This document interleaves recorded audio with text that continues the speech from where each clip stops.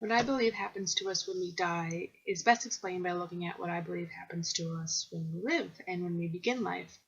And this is strongly centered around the first law of thermodynamics, which tells us that energy can be neither created nor destroyed.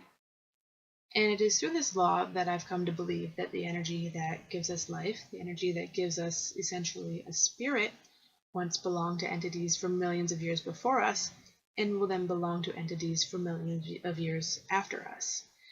And it is in the act of death, when our body, a vessel for this energy, no longer serves its purpose, that our energy and our spirit is released to move forward onto its next venture. And in this, I sort of see death as an act of freedom, as a way of our spirit to move on to something greater. And I find that these beliefs are best explained by two separate authors, the first one being Aaron Freeman, who wrote the poem, "You Want a Physicist to Speak at Your Funeral." And in the final line of this poem, he writes that according to the law of conservation of energy, when you die, not a bit of you is gone, it's just less orderly.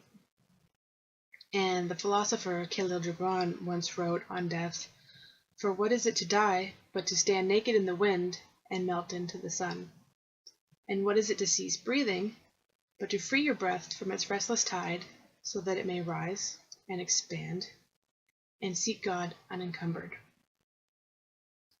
And I feel that in the act of death, this is the freedom of our spirit to move on, to dissipate into the atmosphere, so it may move on to its next venture, may it be another body, another life form, or possibly even the energy that creates lightning.